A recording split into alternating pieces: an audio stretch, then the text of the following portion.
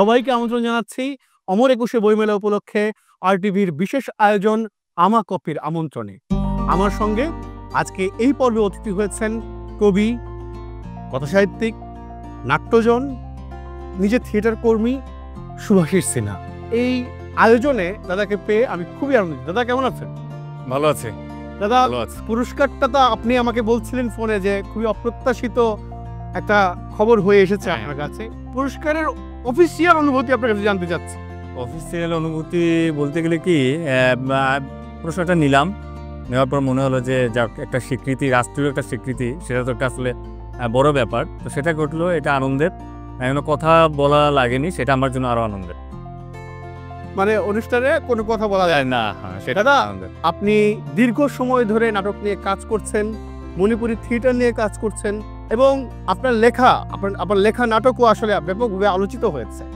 আপনি কি মনে করেন এই যে প্রচন্ড প্রাণান্ত পরিশ্রম, এইটা একটা স্বীকৃতি পেল?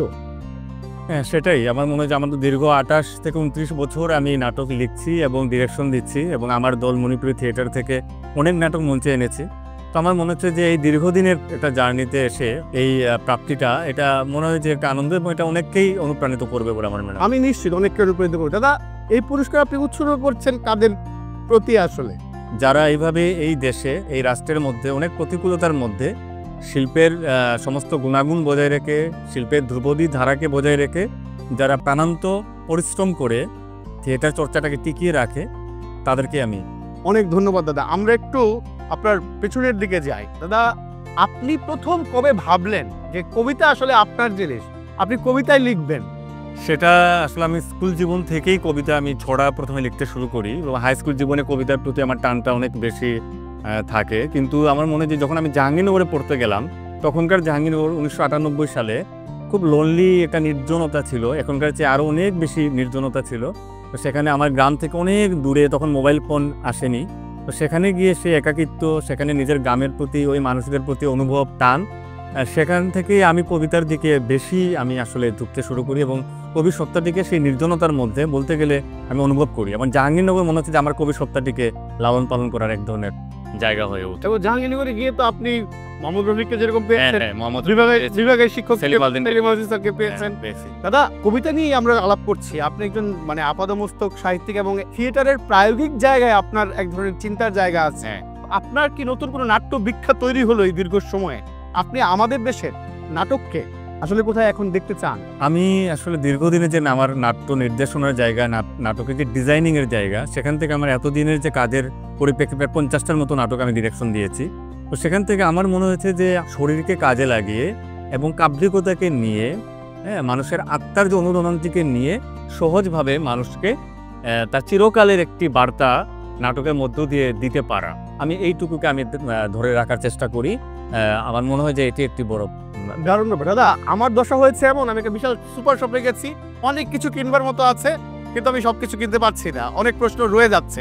দাদা, আমি জানতে চাই, এই যে আপনি যে কাব্যিকতার কথা বললেন, নাটকের মধ্যে আপনি যে কাব্যিকতা খোঁজেন, আপনি কাব্যিকতা বা কবিতা বলতে আসলে কি বোঝেন? যেটা কাব্যিকতা, ব্যাপারটা হচ্ছে যে যা আমরা ভাষায় সাধারণভাবে ধরতে পারি না, আত্মার একটা অনুরণন, সেটাকে ভাষায় ধরার জন্যে সর্বোচ্চ যে আমার কল্পনা এবং আমার ইমেজারির যে বিষয়টিকে নিয়ে সর্বোচ্চ ব্যবহারটা কিন্তু তারপর আমরা ধরতে পারি না, কিন্তু আমরা মনে করি যে ওইটুকুর মধ্য দিয়ে আমি তার কাছাকাছি পৌঁছাতে পেরেছি। সেটুকুই আসলে আমার মনের কাব্যিক। কবিতা আপনি আসলে কিভাবে লেখেন? আপনার কি কোনো লেখার রুটিন আছে? না, আসলে গদ্য বা অন্য কথা সাহিত্য যখন করি বা নাটক লিখতে হয়, তখন একটা নির্দিষ্ট টাইম সময় থাকে যে আমি ওই সময় রাতের বেলা, গভীর রাতে বেশি লিখি। এরকম কবিতা আসলে এমন হয়েছে যে আমি বাইক চালাচ্ছি, তখনও বেশ কিছু লাইন চলে আসলো, মনে করছি, পরে গিয়ে হুটহাট করে লিখে ফেললাম, বা মোবাইলেও লিখে ফেললাম, বা খাতায় গিয়ে লিখলাম। কবিতা সাধারণত আমার কাছে আসলে নির্দিষ্ট কোনো সময় ধরে আসেনি। দাদা, একটা কবিতার কথা আমি শুনতেই চাই, আমাদের সময় খুব কম, কিন্তু আমি শুনতে চাই। দেখেছিলাম জল নামে একটা দীর্ঘ কবিতা আছে আপনার, এটা আমি বহুবার পড়ে, সবকিছু ভালো লেগে গেল, সবকিছু ভালো লেগে গেল। ওই কবিতাটা লেখার সময়টা যদি বলেন।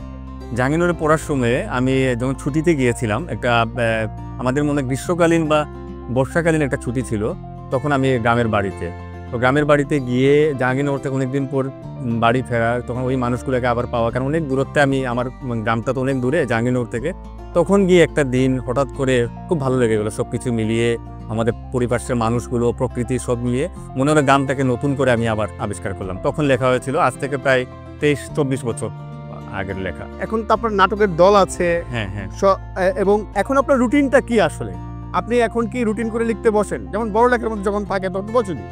আমি আমার সব আড্ডা, নাটকের কাজ আমার পরিবারের লোকজন জানে, সবাই জানে। আসলে আমি সন্ধ্যা থেকে রাত 10টার মধ্যে প্রায় শেষ হয়ে যায়। আর আমার পড়াশোনা বা লেখালেখি এটা রাত 10টার পর থেকে, এটা একটা রুটিনের মতোই আর কি। আমি ওই সময়টা চেষ্টা করি যে নিজের মতো করে আমার অন্য সৃষ্টিশীল কাজগুলো, লেখালেখিটা করার। দাদা খুব ছোট্ট করে উত্তর দেবেন, 3টা জিনিসের কথা আমাদেরকে বলবেন। একটা হলো কোন কোন বই আর কোন কোন লেখক আপনার জীবনে সবচেয়ে বেশি প্রভাব রেখেছে?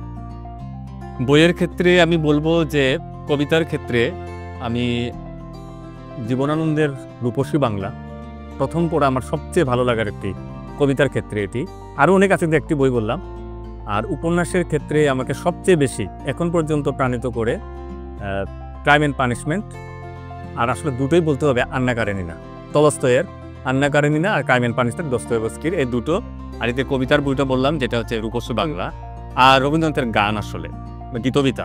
মানে আপনি 3জন কবির নামও বললেন, মানে 3জন লেখকের নামও আসলো। অনেক ধন্যবাদ দাদা। দাদা, সাহিত্যের সফলতা আসলে কি? পুরস্কার নাকি পাঠকের প্রতিক্রিয়া?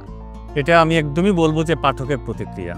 আর কারণ সাহিত্যে আসলে আমি নিজেও এটি 1 মিনিট আগেও এবার যেটা আমাকে জানানো হয়েছিল, তারা আমি চিন্তাই করিনি যে এরকম একটা পুরস্কার আসবে, মানে এবার পাবো নাট্য সাহিত্যের জন্য। তো আমার মনে হয় যে যারা প্রকৃত অর্থে সাহিত্য করে তারা কখনো এটা ভাবে না। পাঠক যখন একজন কোনো দূরবর্তী পাঠকও বলে এই বইটা কিনলাম বা আমাকে মেসেজ পাঠায় যে ওই কবিতাটা তার ভালো, সেটাই মনে সবচেয়ে বড় পাওয়া। দাদা, একটা প্রশ্ন করে আমরা র্যাপিড ফায়ার রাউন্ডে যাব, আমাদের সময় শেষ। হ্যাঁ, একজন লেখক তো সবসময় আসলে নিজের সন্তুষ্টি অর্জনের জন্য ক্রমাগত পরিশ্রম করতে থাকে।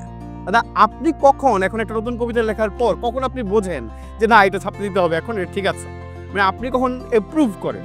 এটা আমি বলি যে আমি দেখেছি যে বেশিরভাগ দীর্ঘ কবিতা আমি তখন লিখেছি, অনেক দীর্ঘ কবিতা যেগুলো তোমাদের পড়া আছে, যেমন সব কিছু ভালো লেগে গেল।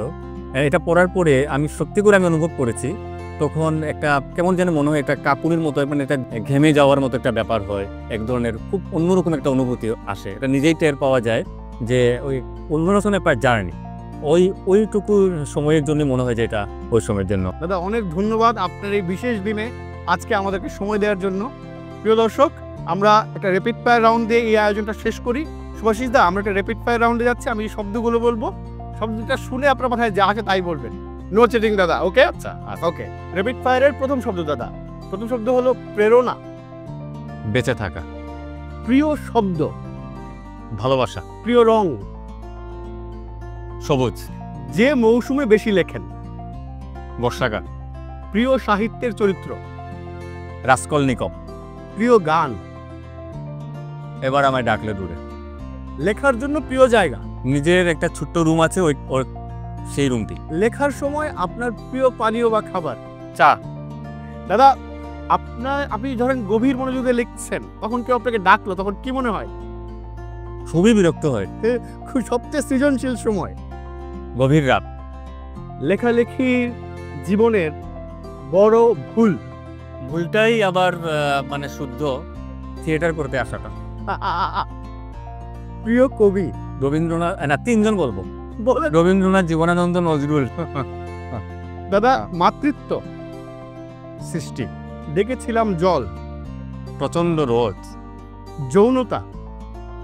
প্রেম। অপছন্দ করি? কপটতা। যে বাক্যটি বলতে চাই জোরে? স্বপ্ন দেব। দাদা, অনেক ধন্যবাদ আমাদেরকে সময় দেওয়ার জন্য। তোমাকে ধন্যবাদ শিমুল, তুমিও কবিতায় থাকো, অনেক তৎপরতায় থাকো। দাদা, অনেক ধন্যবাদ। প্রিয় দর্শক, আমার কফির আমন্ত্রণে আমরা কথা বলছিলাম কবি, নাট্যজন, কথাকার সুভাষিস সিনহার সঙ্গে। দেখা হচ্ছে অন্য কোনো একজন লেখককে সাথে নিয়ে এই আয়োজনের পরের পর্বে। সেই পর্যন্ত চোখ রাখুন RTV-তে।